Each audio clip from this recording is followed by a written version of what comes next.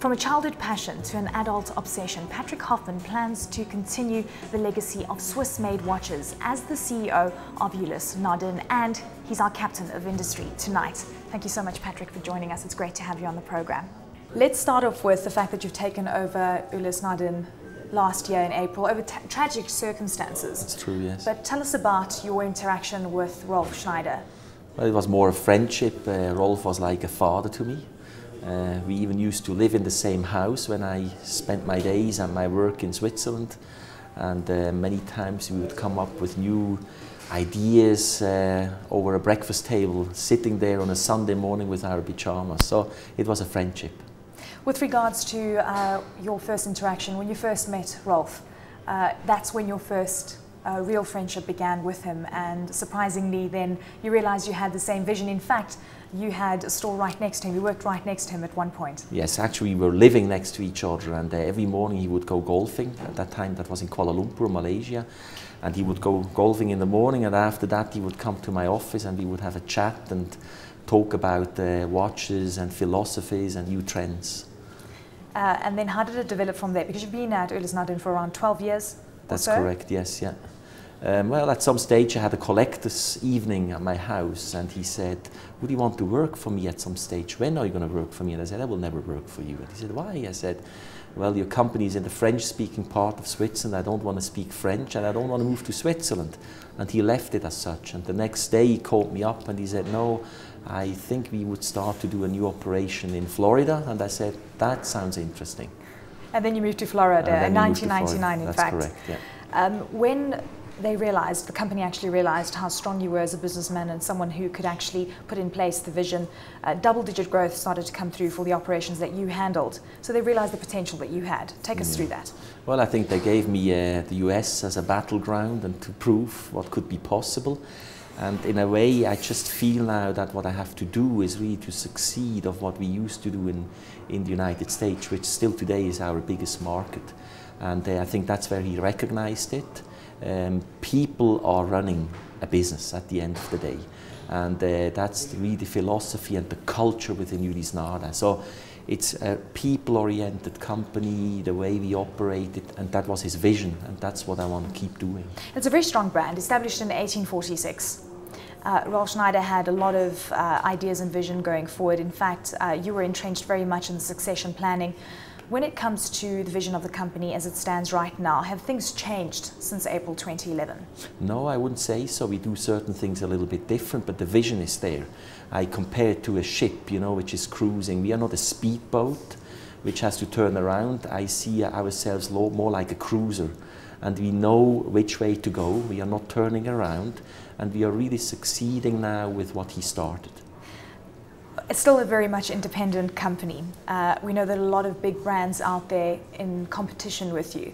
What is the plan on this front? Do you plan to still stay independent? I know there were a lot of offers on the table. Oh yes, we got a lot of offers. We got them before Rolf Schneider passed away, and we got them afterwards. The widow, it's now a family-owned company, made a clear statement after his passing that we are going to remain independent. It was a pledge to the staff, it was a pledge to our retailers, and as a matter of fact, just before we finished the year, that pledge came again, and we are very clearly going into the direction of staying independent. Was the offer on the table not good enough, or is it the fact that you want to keep your independence? I think it was about being independent, and as the family said, money is not the only thing, you know. It is also a responsibility to the staff and to the retailers. It is also a philosophy. Yeah.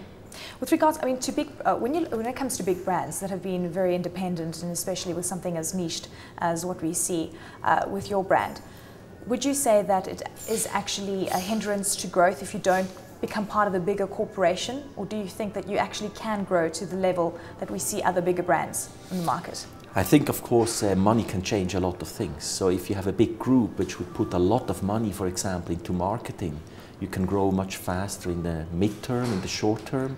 I think in the long term, we have a philosophy of staying innovational, which we can continue because we are independent. So probably we could grow much faster if you would have a big group behind us, but it's for us not only about growth, it's about the product, it's about our customers, and it's about a culture which we want to give. So in other words, you're reticent to actually become part of a bigger corporation. Tell us about the innovation that comes with being independent. Do you think that that would hamper the innovative side of things when it comes to the brand? I'm a strong believer that independence and innovation goes hand in hand. I think we can be independent, we can be thinking outside the box because we are independent, and that would change if you would be in a big group. 25,000 watches sold on a yearly basis. This is of course increasing as the years go by. One thing that also sets you apart from the amazing mechanics that comes with the watches, is also the names that you actually put together with the watch, which actually brings the product alive. Right, again, it's part of being independent and thinking outside the box, you know. Who would have thought that a name like Freak, in a high-end brand, in a price range very high-end, would survive and would become a household name amongst collectors. Today, the Freak is a household name amongst collectors. Nobody would have thought that 10 years ago. Patrik, your philosophy is that a watch is not only about telling the time, that it also has a very different story attached to it. Right. Tell us about your philosophy. I think we are making people happy. We are producing a product to make people happy, you know, and to express a philosophy and a lifestyle. If you want to read time today, accurate time, you have your cell phone, you have your dashboard, you have your computer, you don't need a watch anymore. It's a piece of art which you can carry with you. It's a piece of expression that you cannot carry in a painting around with you, but you can wear a watch. In 2008, during the financial crisis, it was said that as the crisis started unfolding, that luxury brands would be unscathed. Ulysse Nardin was scathed at some point. Given the fact that you were independent during that time, did this put you in a better position than the other bigger brands? I strongly believe so. I and also Rolf Schneider, we were amongst the few who believed that also the high end would be hit. So we stepped on the brakes the moment. I still remember the morning when we heard that Lehman Brothers collapsed. We stepped on the brakes immediately. We could do that because we were independent and small, and there again we had more flexibility. When it comes to market penetration, you were obviously in charge of the US for quite some time. You're overlooking the overall brand right now. How important are emerging markets for you? Very important, because I think you have a certain saturation, you know. In Europe, for example, the European market has saturated. There's a big run into China by all the brands, but for many brands it's still a small market, it's a growing market. We are again a little bit outside the box. I'll give you an example. We opened a first monobrand boutique in the luxury business in Ulaanbaatar in Mongolia a couple of weeks ago, which is very exciting. We are in certain countries very strong where other people didn't believe in. Let's look at the other countries, Uzbekistan, Kazakhstan as well. You're also in various exotic locations, even the likes of Russia. Right. So tell us about the target market within these spaces. It is everywhere the same, you know. I always talk to people and they say, oh, you know, Japan is a very difficult market, or oh, you know, Uzbekistan is a very difficult market. But when I go in there and I look and analyze the market, I see the problems are the same, the challenges are the same, they're a little bit different, but at the end it comes to the same.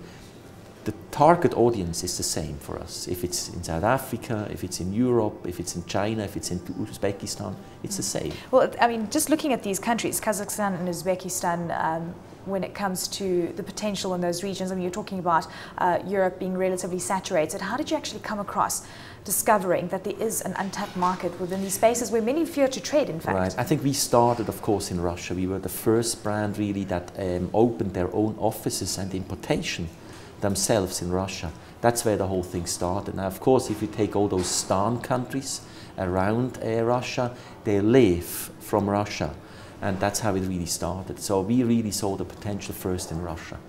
Let's also just touch on the overall expansion of the company and brand on a global level. Here we are in South Africa.